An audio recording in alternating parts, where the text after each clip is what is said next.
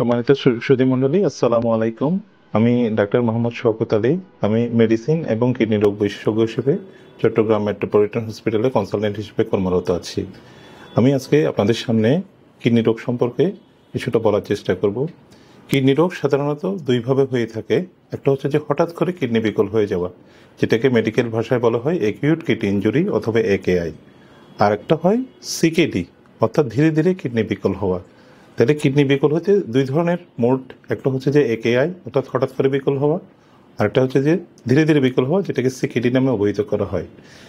হঠাৎ করে যেটা বিকল হয় তার মেইন কারণ হচ্ছে যে যদি কোনো কারণে পানি শূন্যতা হয়, বিশেষ করে আমাদের দেশে ডায়রিয়া প্রবণ এলাকা এবং ডায়রিয়া, শরীরের অন্য কোনো ইনফেকশন, কোনো ধরনের যদি ব্যথানাশক ওষুধ, অ্যান্টিবায়োটিক, রক্তক্ষরণ, এসব কারণে সাধারণত হঠাৎ করে মানুষের কিডনি বিকল হতে পারে।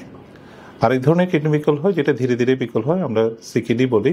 সেটার মূল কারণ হচ্ছে যে diabetes, high pressure, cholesterol, uric acid এবং অন্যান্য মেটাবলিক ডিজিজ। তো এখন সারা বিশ্বের মতো বাংলাদেশেও ডায়াবেটিসের প্রাদুর্ভাব বেড়ে গেছে এবং সেই কারণে ক্রনিক কিডনি ডিজিজের রোগীও আমাদের দেশে ধীরে ধীরে বেড়ে চলেছে। ক্রনিক কিডনি ডিজিজগুলো সাধারণত ধীরে ধীরে কিডনির কার্যকারিতা কমিয়ে দেয় এবং পরীক্ষা নিরীক্ষা না করা পর্যন্ত অনেক সময় বোঝাই যায় না যে পেশেন্ট কিডনি রোগে আক্রান্ত হয়েছে। তাহলে কিডনি রোগে আক্রান্ত হলে কি কি লক্ষণ থাকতে পারে পেশেন্টের? প্রথম লক্ষণ হচ্ছে যে পেশেন্টের গায়ে পানি জমে যেতে পারে, পা ফুলে যেতে পারে, মুখ ফুলে যেতে পারে, ক্ষুধামান্দ আসতে পারে, বমি হতে পারে, রোগীর শ্বাসকষ্ট হতে পারে, অতিরিক্ত বমির কারণে রোগীর পানিশূন্যতা হতে পারে, অনেক সময় জ্ঞানের মাত্রা কমে যেতে পারে। এই ধরনের লক্ষণ দেখলে দ্রুত একজন নেফ্রোলজিস্ট অথবা কিডনি রোগ বিশেষজ্ঞের সাথে পরামর্শ করে কিডনির সহজ দুই একটা পরীক্ষা করে কিডনি রোগ নির্ণয় করা যায়। কিডনি রোগ নির্ণয়ের জন্য সাধারণত একটা ইউরিনারি, একটা সিরাম ক্রিয়েটিনিন, এই দুটো পরীক্ষার মাধ্যমে সহজেই কিডনি আক্রান্ত হয়েছে কিনা বোঝা যায়।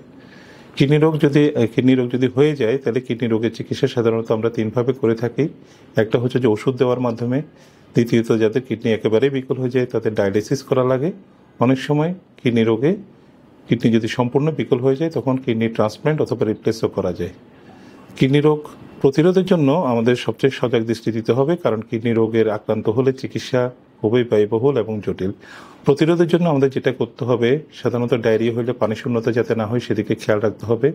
যে কোনো ধরনের ব্যথানাশক ওষুধ এবং অ্যান্টিবায়োটিক খাওয়ার ক্ষেত্রে সচেতনতা থাকতে হবে। ডাক্তারের পরামর্শ ব্যতীত কোনো ধরনের ব্যথানাশক ওষুধ এবং অ্যান্টিবায়োটিক খাওয়া যাবে না। আর যাদের ডায়াবেটিস আছে, হাই প্রেশার আছে, দীর্ঘদিন ধরে এসব রোগে ভুগছেন, তারা অন্তত 3 থেকে 6 মাস পর পর প্রস্রাবের একটা অ্যালবুমিন পরীক্ষা এবং সিরাম ক্রিয়েটিনিন করার মাধ্যমে ওনার কিডনি ডিজিজ আছে কিনা স্ক্রিনিং করে দেখা যেতে পারে। এই পদ্ধতিগুলোর মাধ্যমে আমরা খুব কার্যকরভাবে কিডনি রোগ প্রতিরোধ করতে পারবো। ধন্যবাদ সবাইকে।